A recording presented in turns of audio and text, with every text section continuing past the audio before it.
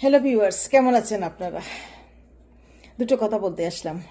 এই সাম্প্রতিক সময়ে খুবই রিসেন্ট একজন আনফরচুনেট বাবা, ইদানিং আমরা অনেক আনফরচুনেট বাবাকেই দেখছি আমাদের চোখের সামনে। আর আমাদের চোখের বাইরে তো, আমাদের দেখার বাইরে অনেকেই থেকে যাচ্ছেন। এই যে দেখেন, এটা আপনারা সবাই জানেন। আমি আমি বিচার পাচ্ছি না, তার সাধারণ জনগণ কিভাবে বিচার পাবে? আমার মেয়েকে আমি ঈদ করতে পারলাম না।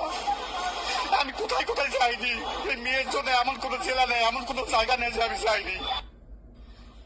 এবং এই তার মেয়ে তার এগেনস্টে স্টেটমেন্ট দিচ্ছে, এবং এই বাবা একটা পর্যায়ে কান্না করতে করতে তিনি মাটিতে লুটুপুটি খাচ্ছেন। আচ্ছা, সেটা খেতেই পারেন। বাবারা মেয়ের সন্তানের প্রতি বেশি দুর্বল থাকেন, মায়া এক্সপেকটেশন থাকে। তারা অনেক বাবা ইন্সপায়ার হন, অনেক বাবা ইন্সপিরেশন দেন না মেয়েকে এস্টাবলিশ হওয়ার ক্ষেত্রে। এই যে দেখেন, মেয়ে বাবার এগেনস্টে স্টেটমেন্ট দিচ্ছে।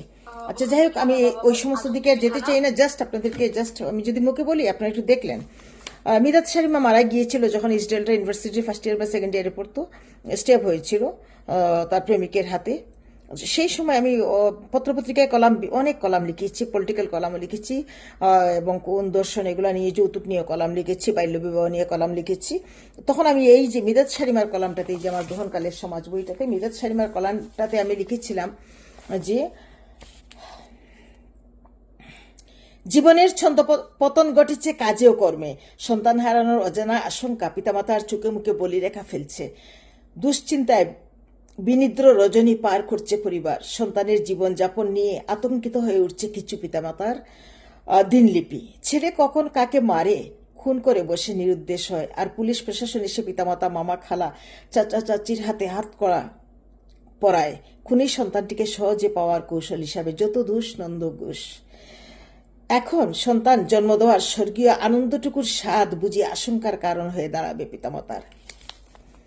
একদিকে ভালো স্কুলে যাচ্ছি ভাবি, একদিকে ভালো স্কুলে পড়াশোনা, কম্পিটিশনে জিততে হবে, আর্ট শেখাতে হবে, না হয় সে ভবিষ্যতে আর্টের যে সমস্ত সাবজেক্ট আছে, যেমন আর্কিটেকচার, এগুলাতে সুযোগ পাবে না। কত চিন্তা, অল রাউন্ডার হতে হবে, এক্সট্রা কারিকুলাম লাগবে। আচ্ছা, এই আনফরচুনেট বাবাটার আগে আপনারা দেখেন, কিছুদিন আগে মনে আছে, কয়েক বছর আগে পুলিশ অফিসার, লম্বা হাইটের, অনেক সুন্দর দেখতে তার মেয়ে, মা বাবা দুজনকে মারলো, এবং 1.5 বছরের ভাইটাকে নিয়ে কুলে নিয়ে রিক্সা করে ঘুরেছিল। আমি নামে আর যাচ্ছি না, নাম মনেও নাই। সেই মেয়ের তো ক্যাপিটাল পানিশমেন্ট হয়েছে, কিন্তু তার বয়স বিবেচনায় সেও টিনেজার। তার সে আপাতত সে কাস্টডি লকআপে আছে। আচ্ছা, যাই হোক, জেলে আছে। আর এরপরে একটা মেয়ে মনে আছে, তার শ্বশুরের মৃতদেহ খুঁজেছিল পতেঙ্গায়। সে কিন্তু বলেছিল, আমার হাজবেন্ড বলেছিল আমাকে হেল্প করার জন্য, কিন্তু তখন আমি বুঝতে পারিনি। এই ডায়লগটা ভাই সর্বকালের সেরা ডায়লগ আমার মনে হয় এই বাচ্চা মেয়েটার মুখ দিয়ে। সে আগেও মনে হয় তার একটা বিয়ে হয়েছিল, এবং সে পড়াশোনায় ভালো স্টুডেন্ট ছিল, যে আমি আবেগে কাজ করেছি, আমার বিবেকে কাজ করিনি, বারবার এই কথাটা বলছিল। ভাই, কথাটা যখন মনে হয়, মেয়েটার মুখটা একটু একটু লম্বা পাতলা মুখ, আমার বুকের ভিতরটা মুচড় দিয়ে উঠে, আবেগে কাজ করেছি, আমি বিবেককে কাজে লাগাইনি, তার ডায়লগ ছিল। তার কিছুদিন পরে দেখলেন তো এক বাবার কি পরিমাণ কান্না। ঢাকা একটা স্বনামধন্য একটা স্কুলের ম্যানেজিং কমিটির একজন বয়স্ক ভদ্রলোক, বুড়া ভদ্রলোক, তিনি একটা ছাত্রীকে কিভাবে তিনি, এবং সেই বাবার কান্না আমরা পুরো বাংলাদেশ তুলপাড় হয়েছে। এবং তারা এত রিলস ভিডিও দিত, এবং পরবর্তীতে তারা বইমেলায় গিয়েও তারা এইটার উপরে একটা বই লিখেছিল, তাদের এই যে সম্পর্ক এবং বিয়ে পর্যন্ত। সেখানে বইমেলা থেকেও তারা জনরুষে পড়ে তারা বের হয়ে আসতে হয়েছিল। এরপরে আপনারা দেখেছেন, ইংলিশ মিডিয়ামের একটা ছোট মেয়ে কিন্তু বাবা মার বিরুদ্ধে মামলা করেছিল। বাবা মা কিছু বলা যাবে না, বললেই দরজা বন্ধ করে দিবে, ঘুমের ঔষধ খাবে, কি করবে সেটা। তো ওই যে বলছিলাম, সন্তান জন্ম দেওয়ার, এবং এই সাম্প্রতিক সময়ে সে মা বাবার বিরুদ্ধে মামলা করে অনেক তার ফুটেজ দেখেছেন কিনা, ছোট্ট বাচ্চা একটা মেয়ে, এবং সাম্প্রতিক সময়ে এই ঘটনা। তো বাবার কান্না সব সময় ভাই, এখন আপনি কাঁদছেন, বাবার কান্না তো 200 বছরের পূর্ব বাংলার ইতিহাস। বাবার কান্না 200 বছরের পূর্ব বাংলার ইতিহাস ভাই। কত মেয়েকে যে ঘর থেকে তুলে নিয়ে যায়, কত মেয়েকে যে কনভার্ট করে, কত বাবা মার বুক শূন্য হয়েছে ভাই, বাবার কান্না ভাই। ধর্মীয় অনুশাসন দিয়ে কোনোদিন সন্তানকে আপনি আটকায় রাখতে পারবেন না। আপনি হতভাগ্য পিতা আমি বলবো না, আপনি আপনি বুঝিয়ে আপনি নিজকে সংযত করেন। শুনেন, ওর জীবনের ছন্দপতন ঘটে গেছে, আপনি ওকে অনেক চেষ্টা করে আপনি ওকে আর আপনার জীবনের রিদিমে ফিরিয়ে আনতে পারবেন না। আপনি বিতেই চেষ্টা করবেন, আপনি মনের এগেনস্টে ওর গেলে ও কিন্তু ইন ফিউচার আপনার জন্য খুব রিস্কের কারণ হয়ে দাঁড়াবে। ও যদি নিজে তার ভুল বুঝতে পারে একদিন আসে, সেদিন আপনি চেষ্টা করিয়েন, আপনি আপনার কাজে ফিরে যান। আপনি আপনি আপনি আপনি এই যেই মেয়ে যে শিখাই দিচ্ছে ভাই, শিখাই দিবে কিভাবে ভাই? আমাদের সময় স্কুল কলেজে আমরা যারা পড়েছি, স্কুলে থাকতে আমাদের বিরুদ্ধে কি ছেলেরা পিছনে লাগে নাই? আমাদের বিরুদ্ধে কি স্কুলে চিঠি দেয় নাই?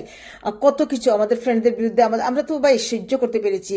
আমরা লোক লজ্জার ভয়ে কিচ্ছু বলিনি, আমরা কারোর সাথে কথা বলতাম না, মিশতাম না। আমরা সেখান থেকে আজকে জীবনের এতটা পথ। সেই সময় তো এ কষ্ট পাওয়া, সহ্য করা, কাউকে ভালোবাসলে তাকে না পাওয়া, তার সাথে কথা না বলা, সহ্য করা, সেখান থেকে তো আমরা ধৈর্য ধরেই তো আজকে এই সংযমের পরীক্ষায় জীবনভর উত্তীর্ণ হচ্ছে। প্রতিটা মুহূর্তে আমাদের জীবনের রিস্ক, আমরা ধৈর্যের পরীক্ষায়, তো যার তার কাছে আমাদের ধৈর্যের পরীক্ষা দিতে হয়। এখন এই যে বলছিলাম, বাবা মার সন্তান জন্ম দেওয়ার আনন্দটুকু বাবা মার চির বলিরেখার কারণ হয়ে দাঁড়িয়েছে। একটা সন্তান খুন করবে, অপরাধ করবে, আর সন্তানকে বের করে দেওয়ার জন্য পুলিশ প্রশাসন এসে কি করবে? বাবা মার হাতে হাত কড়া পড়াবে। আচ্ছা, বাচ্চা যখন স্কুলে দিবেন দেখবেন আপনি কত রকম বৈষম্য। কারো বাবার টাকা আছে, কারো বাবার টাকা নাই, কোনো বন্ধ হয়েছে 2 মাস সামার ভ্যাকেশন, ইংলিশ মিডিয়ামে বেশি এগুলো ভাই, সাফার করতে করতে এগুলোর মধ্যে দিয়ে গিয়েছি। কারো বাবার টাকা আছে, মা ওরা তো আমেরিকা চলে যাচ্ছে সামারে, ওরা কানাডায় চলে যাচ্ছে, ওরা সিঙ্গাপুর চলে যাচ্ছে। ভাই আমি তো এলাম গরিব, দিন আনি দিন খাওয়া মানুষ। আমি আর কি করব? একবার মনে হয় নেপাল, শ্রীলঙ্কা, ভারতবর্ষ ঘুরাই নিয়ে আসছিলাম। তারপরে বাচ্চারা বড় হওয়ার পরে তারা স্টাডি ট্যুরে গিয়েছে। তো আমার বড় মেয়ে গিয়েছিল আসাম বেলি স্কুলে কনফারেন্সে, মেজো মেয়ে আর ছোট মেয়ে গিয়েছিল দিল্লি। তারা 6-এ থাকতে এইগুলাতে গিয়েছে। এরপরে তাদেরকে যখন তাদের ডিমান্ড বাড়তে থাকলো তখন নিয়ে গেলাম। আপনি দেখবেন নেপাল, শ্রীলঙ্কা, ভারতে আপনি দেখবেন টিফিনে বৈষম্য। ও চিকেন রোস্ট আনছে, ও পিজা আনছে, তুমি এসব কি দিচ্ছ? তুমি দিও না। এক পর্যায়ে তাদেরকে টাকা দিতে হয়। আপনি দেখবেন বিদেশে যাওয়া নিয়ে বৈষম্য, আপনি দেখবেন কাপড় নিয়ে বৈষম্য, আপনি দেখবেন কোনো একটা অনুষ্ঠানে কে কোন পোশাক পরবে। ভাই, বাবা মার জীবন তেনা তেনা করে ফেলে। আর স্কুল তাদের মতো করে বানাতে চায়, আর বাবা মার মূল্যবোধ থেকে সরাই নিয়ে যায়, আর বাবা মা টানে একদিকে আর স্কুল টানে একদিকে। তো এইগুলা নিয়ে কথা বলছিলাম যে যে সন্তান যেতে দেন, ওকে ফিরানোর চেষ্টা আপনি আর করবেন না। কারণ আমরা ইদানিং দেখলাম যে ছোট্ট ছোট্ট বাচ্চা মেয়েরা যার তার হাত ধরে চলে যাচ্ছে, যেমন বুড়া বেটার হাত ধরে চলে যাচ্ছে। এই ছেলেটাকে মেট্রিক পরীক্ষা নাকি দেই নেই, আমি যা দেখলাম, হাত ধরে চলে যাচ্ছে। ভাই, সে এই মেয়েকে বুঝলো না। সে যদি নিজে ফিরে আসে তার রিয়েলাইজেশন থেকে, তখন আপনি তাকে পারবেন। আর যদি রিয়েলাইজেশন থেকে ফিরে না আসে, আপনি পারবেন না। আপনি আপনার কাজে মন দেন, আপন আমাজে শক্তি ধরেন, আপনি প্রার্থনা করেন তার জন্য, তার জন্য শুভ বুদ্ধির উদয় হয়। কারণ আপনি আনার পরও মেয়েটা আপনার কাছে রিস্ক হয়ে থাকবে।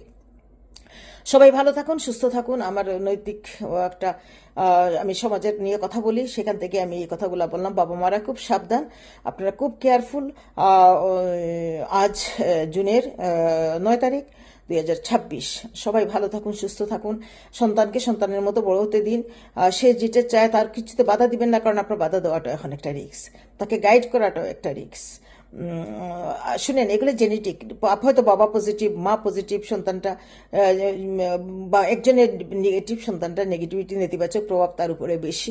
সবাই ভালো থাকুন, সুস্থ থাকুন, আর আপনি কষ্ট পাইয়েন না। আপনি নিজের মধ্যে শক্তি ধরুন। সবাই ভালো থাকুন।